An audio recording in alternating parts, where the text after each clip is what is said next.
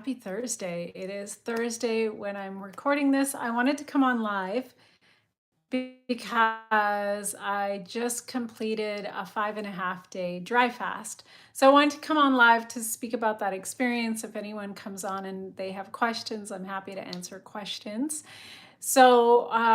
Yeah, and before I get into all of that, a little disclaimer, this is not medical advice. I'm just going to simply share my experience with dry fasting and my experience with fasting in general, because I've done a lot of fasting, especially in the last year or so.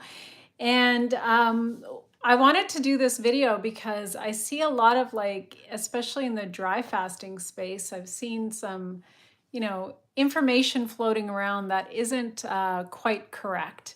So I thought I would come on, share my experience, share how I'm refeeding, and bust some myths while I'm at it. So, yeah, I'm Julie with Balance Life with Julie. I'm a regenerative health practitioner and holistic nutritionist. Yeah, I got curious about dry fasting because I did a podcast last year with someone who was really into dry fasting. And so I started researching it because I've done quite a bit of water fasting. Back in 2024, I did 111 days of juicing and just superfoods, so no solid foods for that 111 days. And then last year in 2025, I did like 5 different extended water only protocols. And part of what made my water protocols a lot simpler to do and easier on my body was the type of water that I was using. So last year I did a 10-day, an 11-day, a 21-day, I did a 9-day, and I ended the year with an 8-day.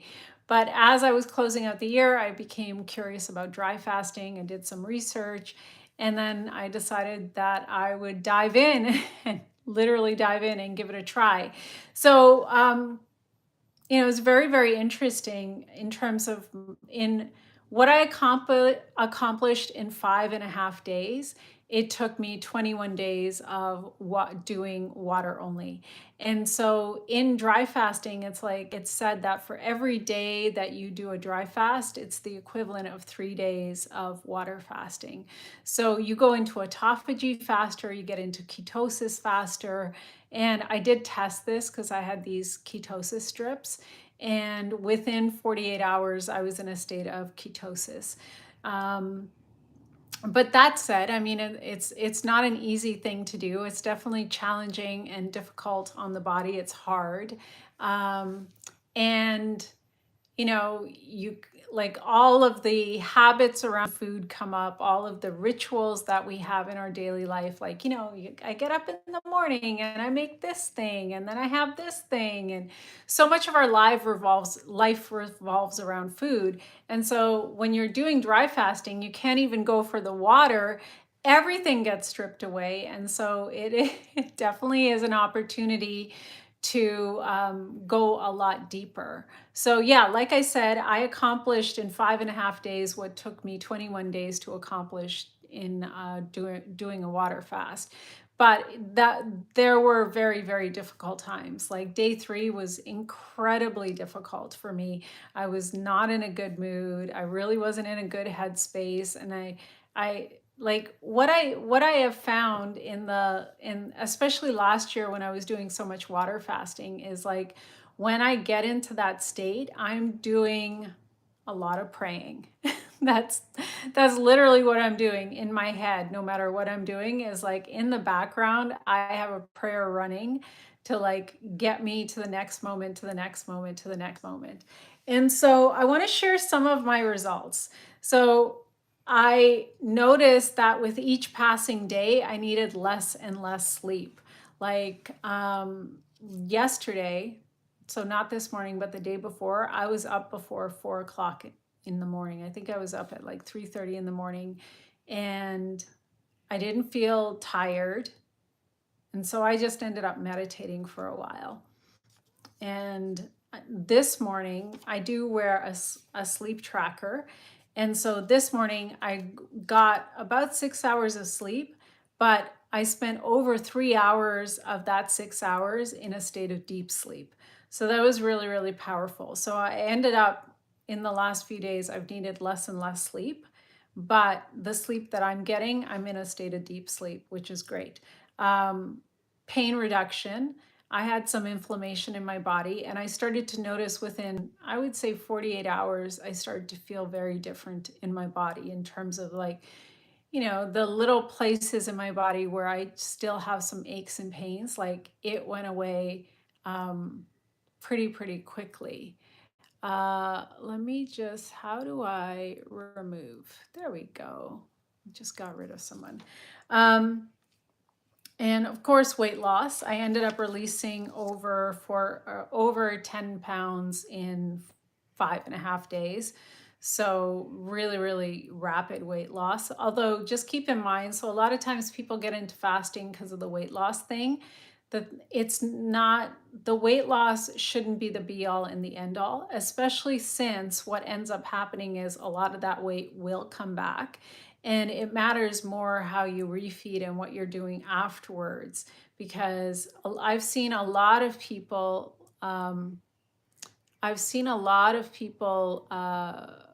report, hang on, I just gotta,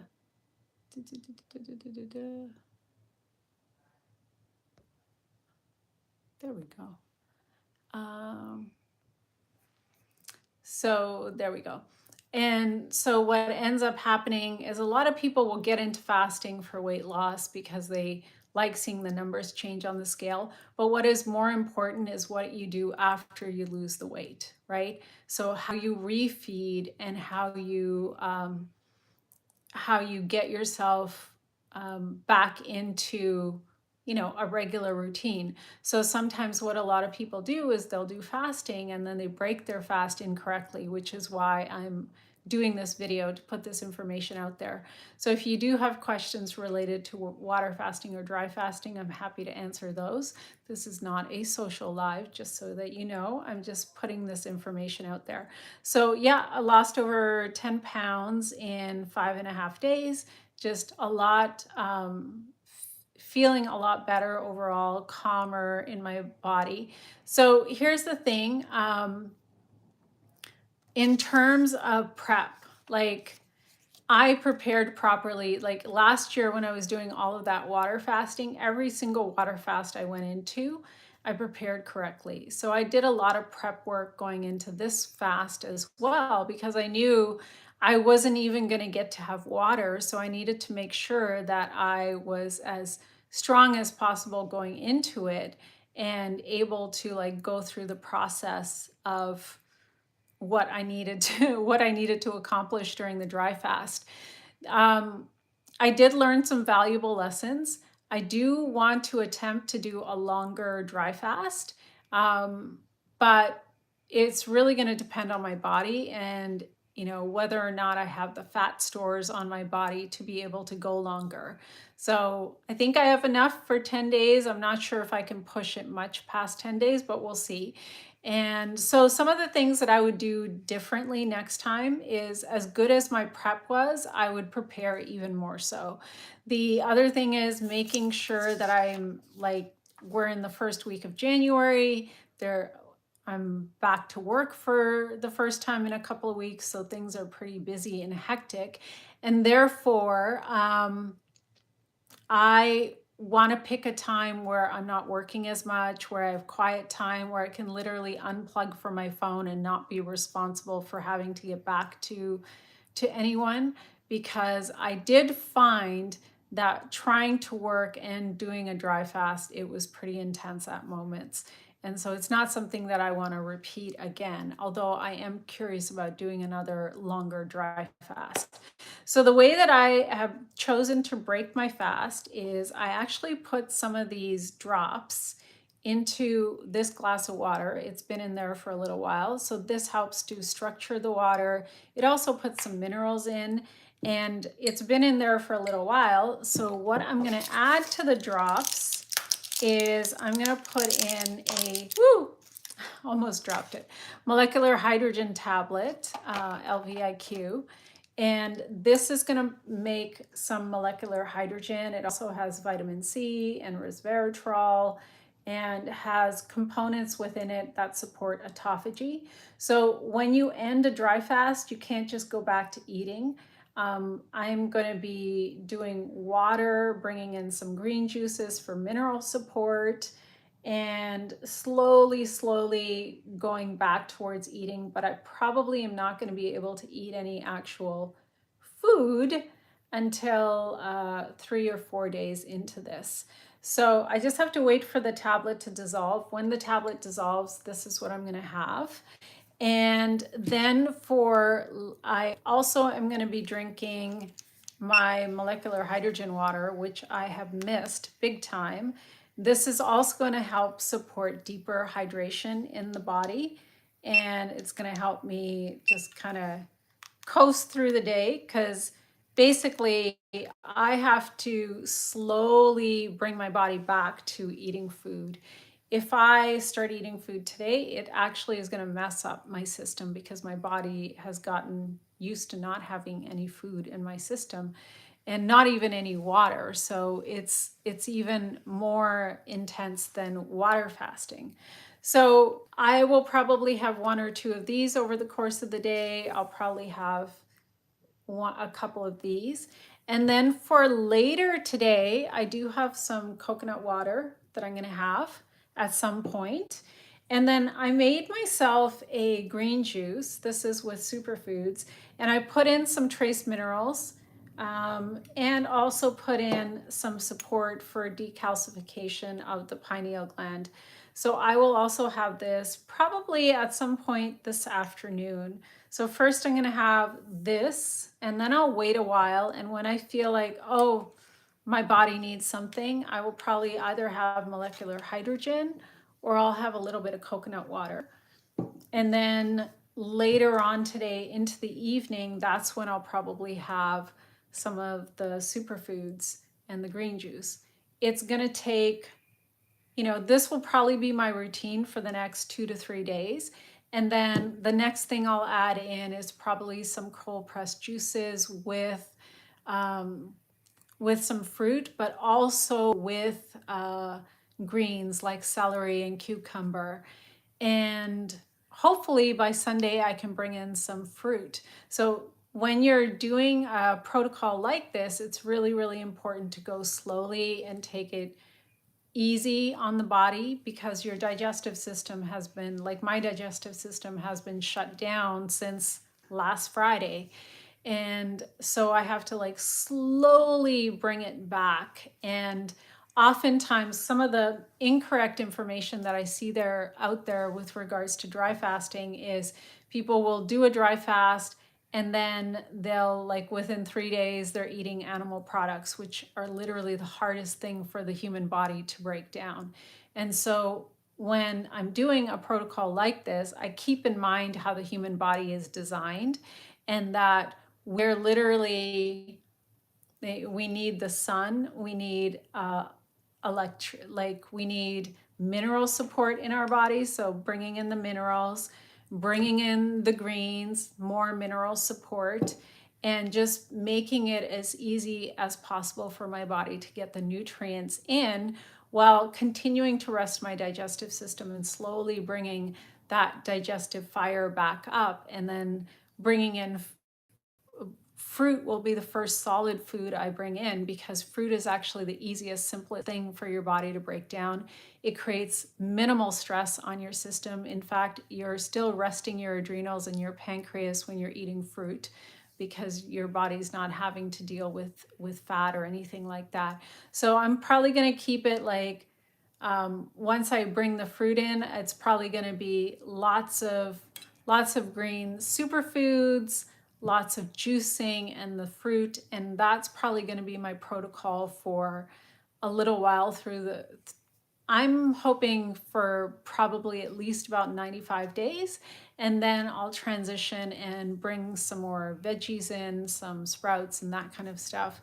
But basically thinking of this whole concept of bringing light energy, which is what the superfoods do, into the body, and bringing awakening light within the body, which is what molecular hydrogen does, in the body is it wakes up our mitochondria, supports our DNA, RNA, it supports detoxification within the body. And in fact, the molecular hydrogen tablets I use actually also support autophagy in the body, which is the main reason why so many people are curious about fasting, is they want to go into a state of autophagy so that their body can destroy whatever cells are not functioning well. And so with this little situation that I have set up, my body is going to be able to continue, especially with this particular molecular hydrogen tablet, it's going to continue to be in a state of autophagy, probably until I bring in the juices, which won't be for at least a couple more days. So I get to ride on the success of the dry fast for a couple more days. And then once the juices come in, obviously I'll probably be coming out of autophagy, coming out of ketosis. So at least for the next couple of days, I'm still in a state of ketosis. I'm still in autophagy. And then once the juices come in, then obviously I'm going to come out of that state and slowly bring in the fruit as well.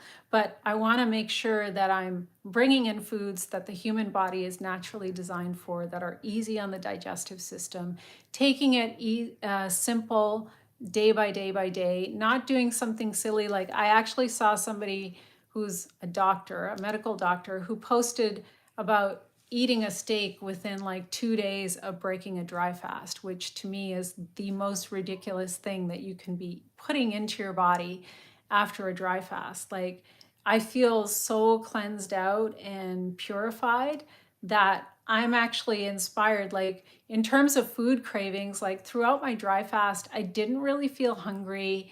Day 3 was when I was like, that was my hard day where I just felt like very irritable and stressed. And I actually think that irritability was coming from the parasites within my body that weren't happy about the fact that all of their, like, the water was gone. And there's like your body, when you're dry fasting, your body can make about 1 liter of water a day, but there's only so much water. Interestingly, I took some measurements of myself prior to starting the dry fast, and I had less water in my system than when I ended my dry fast. When I ended my dry fast, I actually had more water in my system. So what happens when you do a dry fast and you're not intaking any water at all, there's only so much water within your body. There's only so much water that your body can make from breaking down fat stores. And so it literally becomes a turf war within your body, between the parasites and your body needing those water supplies and the other microbes that are in your system. And so some of those emotions that I was feeling on day 3, I think was the frustration of the parasites that were being starved out. That said, I had to end my dry fast at 5.5 days, because actually today is a sunny day, but prior to this, every single day has been so dark, and it's winter. And so winter is not the ideal time to dry fast. I ended up doing a dry fast just because there's a bunch of people that I know that are doing protocols, and I was curious about dry fasting. So I'm like, I'm going to dry fast. And then I realized day after day after day, the days were so dark that I was like, you know what? I need to do this when it's warmer out, when we have the sun, when I can go and sit out in the sun. I need to arrange my schedule so that I'm not working and I'm doing less and I can be completely offline. Cheers, my tablet is ready. It's dissolved.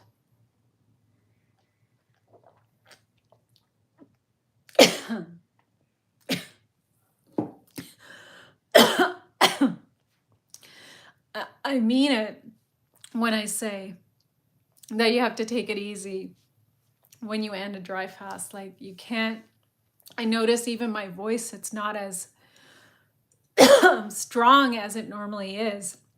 And that's also the other reason that I have to make sure that the next time I do dry fast, that I do it at a time of, do it in such a way where it's sunny outside, I can take time off, I don't have to be talking as much, and I can be completely off my phone, because when that happens, it's like your body has time to do deeper reset, deeper rest.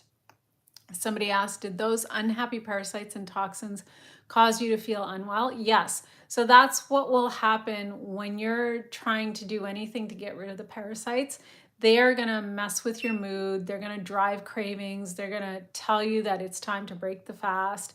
And even last year when I was doing all of the water fasting that I did last year, my rule when it comes to fasting is as long as there is fat stores on your body actually has enough nutrition to continue fasting. Because what your body is going to do is it's going to break down those fat stores. It's going to be able to, utilize that for energy and vitality. And it's also going to be that when it breaks down the fat stores, it's also going to be able to extract water from endogenously as opposed to exogenously when we're drinking in water. And so, but like I said, because there's only so much water within your body when you're doing a dry fast, the parasites are gonna kick up a fuss and they're gonna create a lot of drama internally and try and convince you to break the fast. I have to say that, especially from like day 3 to the end of the fast, like um I was doing a lot of praying, right? Like, because it got challenging. It definitely got under my skin at times. And I just had to continuously ask for support from the great creator so that I could keep going moment to moment to moment. And also, like, I wasn't sleeping as much. So I did a lot of meditation when I was dry fasting because that really helped me to stay focused and to keep going moment at a time. So I learned some really, really powerful lessons. I'm definitely more curious about dry fasting. And with extended water fasting and with dry fasting and even with juice feasting, it's really, really important to prepare your body correctly. These are practices you can't just jump into because for me, like even because of how I prepared, I actually had no detox reactions. I didn't really feel sick or nauseous or gross in my body or anything like that. And overall, I didn't even really feel hungry because if my body's got fat on it that it can break down for energy and fuel, why would I be hungry, right? So I didn't experience some of the uncomfortable things that a lot of people experience doing something like this. But I also made sure that I prepared. And because of my background and my training, I have a fairly good grasp on how to prepare the body to do something like this. So it is really, really important. I'm going to say it again. I said it at the top of the video. This is not medical advice. This is just my experience dry fasting. And I wanted to share it. I wanted to also share some of my refeeding protocol and why I'm doing it. And keeping in mind that, my digestive system has had a rest for the last few days, and I want to slowly be introducing things back into my body. So I hope you find this video to be helpful. You are more than welcome to ask any questions. If I didn't answer them all as I was talking about my experience. So you're more than welcome to ask questions underneath this video whenever you happen to see it. And yeah, like I said, not medical advice, just my experience. I wanted to share it and put this information out there. Um, I have to say, after this experience, I'm even more in awe of how the body can heal and regulate itself. And I don't really have any chronic serious health conditions, but there are a couple things that I'm working on that I would love to resolve. And that's why I'm curious about doing another dry fast, probably later in the spring when we have sunnier days and warmer weather. My plan is to do it again and prepare for it slightly differently and make sure that I have some time off so that I can just be focused on dry fasting and resting and regenerating my body and allowing my body to heal itself. And see, this is the thing that a lot of people unfortunately still aren't aware of, is the power of their own body to heal itself. The most harmful thing that most people do for their health is what they are putting into their body every single day, what they're eating, what they're putting on their skin, and all of that. And this fasting, various fasting protocols, whether it's water or dry fasting, it's such a powerful way to realize how amazing your body is and how it can heal itself. So yeah, I've got even more respect for the body, and I'm curious to do a longer protocol because I got some really amazing downloads while I was doing this particular protocol. And so I'm curious to see, like, if I do another longer protocol, what kind of downloads I'll be getting in terms of like directions from the higher power for how I choose to live my life and do my days. And I'm really happy that I get to do what I do, and I want to help as many people as possible. And so if there are instructions from, the higher power on how I can make that happen, I'm always open to receiving those instructions. All right, I got to close off because in 15 minutes I have been invited to be on a podcast. So I have to record a podcast in 15 minutes. But I just wanted to quickly get this video up there, and I hope you're having an amazing day whenever you happen to see this video. And I will see you the next time I get to do a live. Bye for now.